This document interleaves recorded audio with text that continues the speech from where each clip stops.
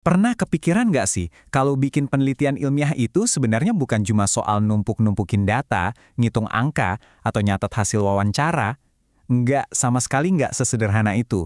Ibaratnya nih, kita tuh lagi ngebangun sebuah rumah pengetahuan yang harus kokoh banget. Dan pastinya semua bangunan yang megah dan kuat wajib dimulai dengan fondasi yang super solid kan?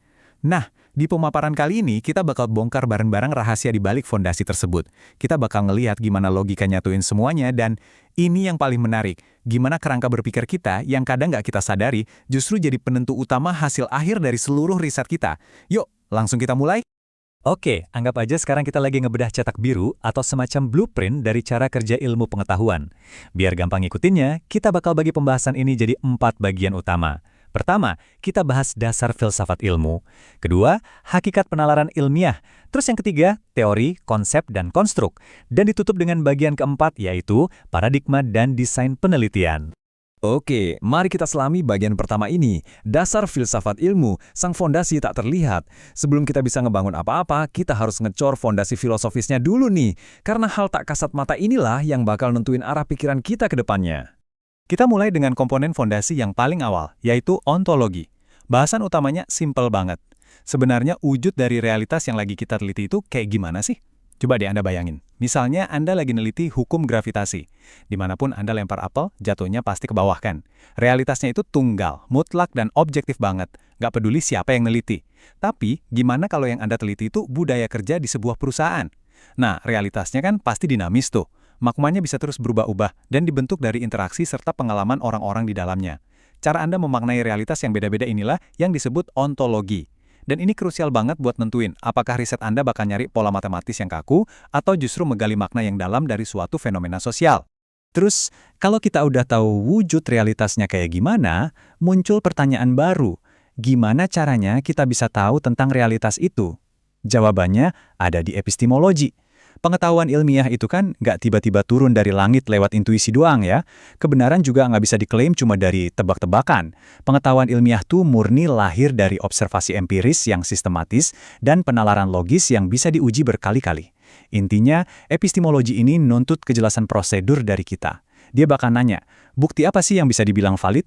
Biar nanti semua klaim yang Anda buat di akhir riset itu benar-benar bisa dipertanggungjawabkan, bukan cuma sekedar opini Anda pribadi.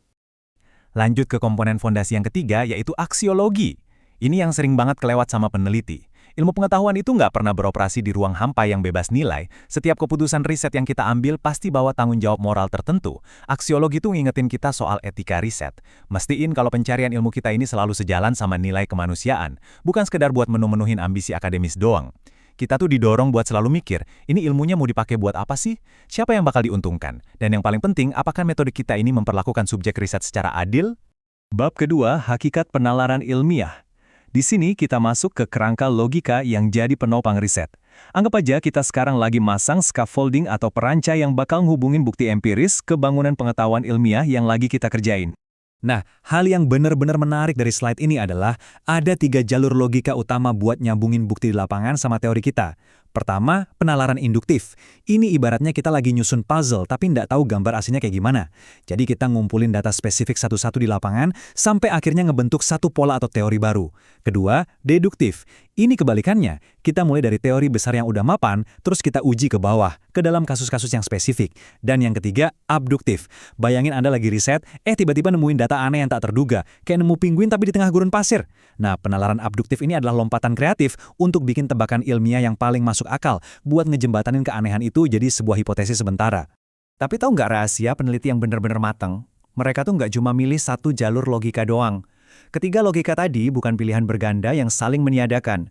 Semuanya justru bekerja bareng kayak roda gigi yang muter terus dalam sebuah siklus. Misalnya, di awal Anda mungkin pakai logika induktif buat nge-explore masalah baru.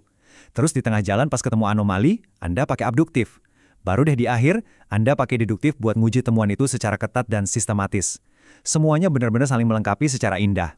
Bab ketiga, teori, konsep, dan konstruk. Kalau tadi kita udah ngomongin fondasi sama kerangkanya, sekarang kita zoom in ke material bahan bangunannya, yaitu kosakata dan blok-blok teori yang beneran dipakai buat nyusun struktur riset kita. Kita mulai dari material paling dasar, yaitu konsep. Gampangnya, konsep itu cuma sebuah label. Kenapa kita butuh label? Karena realitas di dunia ini tuh ruwet banget. Kalau Anda ngelihat ada meja kayu, meja kaca, atau meja bundar, biar otak kita nggak pusing, kita pakai konsep meja buat menyederhanakan dunia yang berantakan itu. Jadinya, riset kita bisa mengkaji hal-hal tersebut dengan jauh lebih rapi. Singkatnya, konsep ini bertugas ngejembatenin pengalaman mentah kita di lapangan sama pemahaman ilmiah yang terstruktur. Tapi gimana dong kalau yang kita teliti itu barangnya nggak kelihatan? Misalnya nih, persepsi pelanggan, stres kerja, atau kepuasan hidup. Anda kan nggak bisa yang ngukur stres pakai penggaris. Disinilah kita butuh yang namanya konstruk. Beda dari konsep, konstruk ini tingkat abstraksinya jauh lebih tinggi. Dia adalah alat teoretis yang emang sengaja dirakit sama peneliti buat merepresentasikan fenomena laten, yakni fenomena-fenomena tersembunyi yang wujud fisiknya nggak kelihatan tapi dampaknya benar-benar nyata di dunia. Mari kita lihat gimana semua ini terbangun dan saling terhubung. Ibaratnya kita lagi nurunin tangga abstraksi ya. Di anak tangga paling atas, kita punya teori yang masih sangat luas dan ngawang di awan. Terus kita turun satu langkah, memecahnya jadi konsep dan konstruk biar lebih spesifik. Tapi biar ide-ide ini beneran bisa diteliti di lapangan, kita wajib turun lagi ke anak tangga paling bawah, memijak bumi, yaitu bikin definisi operasional. Di titik terendah inilah gagasan yang tadinya abstrak diterjemahin secara kaku jadi indikator konkret, pertanyaan kuesioner, atau satuan ukur yang benar-benar bisa diamati. Dan akhirnya sampailah kita di bab keempat, paradigma dan desain penelitian. Ini dia cetak biru atau master plan arsitektur utama kita yang bakal nentuin bentuk akhir proyek riset kita. Tahu nggak, paradigma yang Anda pegang itu punya implikasi langsung ke semua keputusan riset Anda. Masih ingat pandangan ontologi di awal tadi? Nah, itulah paradigmanya. Paradigma ini yang bakal mendikte secara absolut apakah tujuan riset Anda ini buat menguji angka-angka secara matematis, pakai desain kuantitatif dengan pertanyaan tertutup, atau justru buat menggali narasi dan makna sosial yang mendalam lewat desain kualitatif dengan pertanyaan yang lebih terbuka. Jadi paradigma itu bukan cuma sekedar pilihan gaya penulisan ya, dialah yang jadi penentu esensi dari keseluruhan desain metodologi Anda. Satu hal yang harus benar-benar jadi sorotan dari pemaparan ini adalah konsistensi. Supaya rumah pengetahuan Anda ini bisa berdiri tegak waktu dihantam badai uji akademis, harus ada keselarasan vertikal yang benar-benar mulus. Pandangan filosofis Anda di dasar, kerangka logikanya, konsep-konsepnya, sampai ke detail metode surveinya, semuanya harus klop dan selaras. Kalau Anda nggak konsisten, itu cuma bakal nyiptain ketegangan struktur, yang pada akhirnya bakal meruntuhkan validitas ilmiah Anda sendiri. Sayang banget kan? Sebagai penutup, saya mau ninggalin satu pemikiran yang lumayan provokatif nih, yang mungkin bakal ngubah cara Anda ngerjain riset ke depannya. Coba deh tanyain ke diri Anda sendiri dengan jujur. Apakah desain penelitian yang lagi saya kerjain sekarang ini benar-benar lagi ngungkap rahasia realitas alam semesta secara utuh? Atau jangan-jangan riset ini cuma lagi mantulin bias filosofis yang sebenarnya udah ada di dalam kepala saya sendiri? Ilmu pengetahuan itu luar biasa indah justru karena dia selalu maksa kita buat berefleksi. Teruslah bertanya, teruslah ngebangun struktur logika yang kuat, dan sampai jumpa di penjelasan materi kita selanjutnya.